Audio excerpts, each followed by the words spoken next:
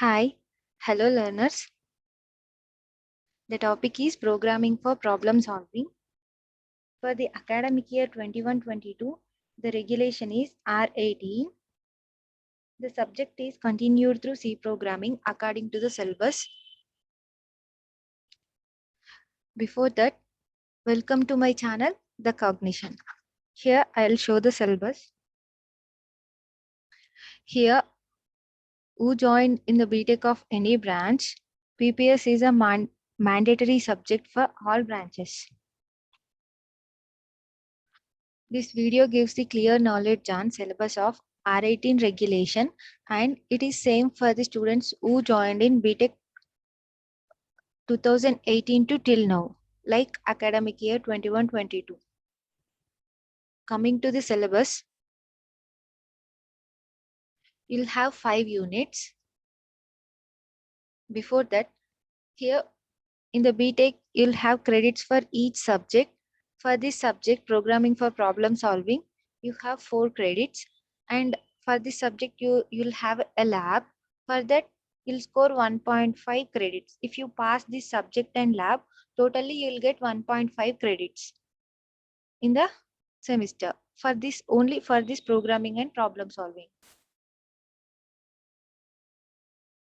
See here, in the first unit, you have introduction to programming. Before that, here you learn the fundamentals of computer, like what is storage and what is memory, what are the types of memories, and what is operating system, and what is algorithm, flow chart, how to write algorithm, and the basics of C programming, how to write a C program, how to install the C programming, and how to execute the program.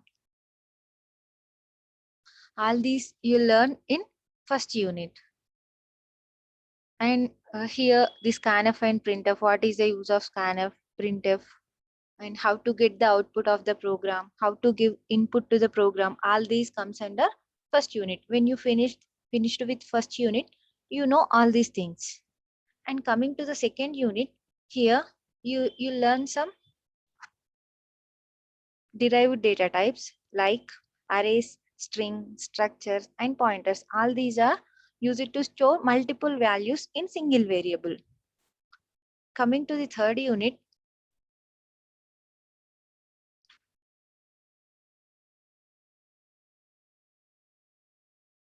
and you learn files. Here you learn how to access the data from the file and how to store the data into the file through C programming. And what are the functions used for accessing and storing the data into the file, you learn in third unit. Coming to the fourth unit, how to create a functions and how to allot a memory to the separate variable function. According to the user choice, you can allocate the memory. So all these functions you learn in fourth unit. Coming to the fifth unit, here you learn some basic algorithms like searching and sorting.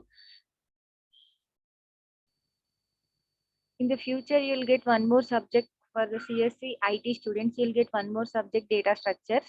This is the basics of that subject. And here, searching and sorting algorithms, you write first you write algorithms and you convert it into the programming in C programming. Here this is about syllabus. Okay.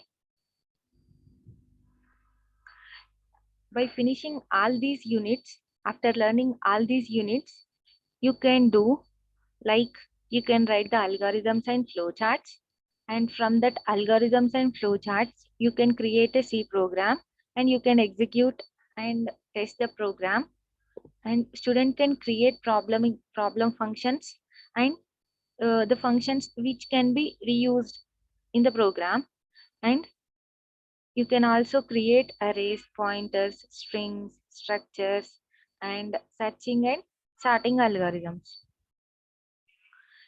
For this syllabus, you can learn these. You can refer these two textbooks. Or for simple learn, you can use Balaguru Swami is another textbook which is available in the market. C language for the C language, and these two books are also available. You can refer your choice.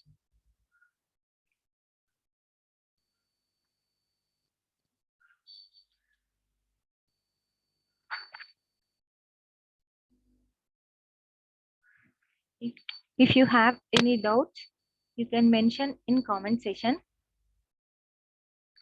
For the syllabus, for the curriculum and lab syllabus, I will give the link in the description. You can check there. Thank you for watching.